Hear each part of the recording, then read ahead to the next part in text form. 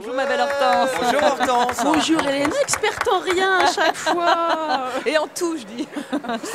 Alors, vous savez quoi Hortense? En fait, quand j'ai su que nous étions aujourd'hui au Salon de l'Agriculture, précisément au stand des produits laitiers dans le hall 1, eh bien j'ai eu peur que vous ne nous trouviez jamais.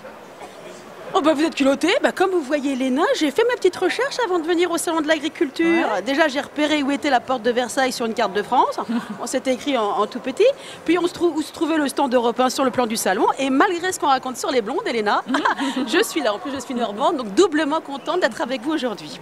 Et si j'ai failli être en retard, Elena, ne m'en voulez pas, c'est qu'en venant jusqu'au stand, j'ai accouché une poule, tondu une vache et trait un taureau. Hortense, vous avez trait un taureau? Oui. Et oui, Léna, et le taureau était ravi. C'est que j'ai la main, je suis normande. Hein. Vous êtes surtout blonde, ouais? Oui, une blonde normande. Les vaches rousses, blanches et noires sur lesquelles tombe la pluie et les cerisiers blancs made in Normandie. Voilà, Voilà, enfin. c'est Hortense. Eh ouais, c'est moi. Enfin, tout ça pour dire qu'il y a une vraie pénurie de main-d'œuvre qualifiée dans l'agriculture et j'ai mon avis sur la question. Comme d'habitude, vous me direz. Alors, labourage et pâturage sont les deux mamelles de la France. Quand vous dites ça à un jeune, d'abord il vous regarde bizarrement, puis après il rigole. Bon, alors, elle a dit mamelle.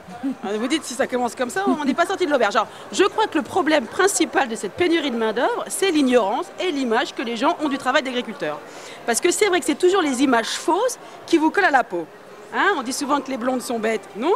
Que les sportifs, par exemple, plus précisément les footballeurs, on dit qu'ils sont pas très futés. Bon, quand on entend Ribéry, on se dit que c'est pas un bon exemple. Alors moi, j'ai une solution. Dans un premier temps, il faudrait donc rendre l'image du milieu agricole encore plus attrayante. Ouais. Et tant que les hommes n'auront pas compris que nous, les femmes, les Normandes surtout, on a tout le fantasme de se faire culbuter dans une malle de foin par un fermier musclé, il y aura toujours pénurie de main-d'œuvre. Ça, c'est vrai. Ben oui. Bon, alors c'est sûr que de se lever à 5 h du matin pour aller traire la vache, même normande comme moi, ça peut faire marrer une fois. Hein. Mais quand c'est tous les jours, été comme hiver, les produits laitiers en boîte, nos amis pour la vie, ça peut fatiguer. Et pourtant, Elena, Ouais. vous riez, mais la France appartient à ceux qui se lèvent tôt. Ah oui, je l'ai déjà entendu il y a à peu près 5 ans, ça.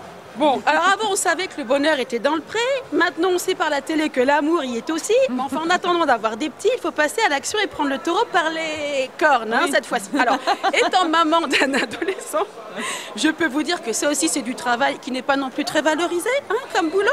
Alors je pensais, peut-être, hein, qu'on pourrait mettre en commun nos ressources, Mais oui. c'est-à-dire, pas moi, me regardez pas comme ça, Pascal, il est à fond. mon fils. Voilà, alors le service M'intéresse militaire... un peu moins, pardon. Hein.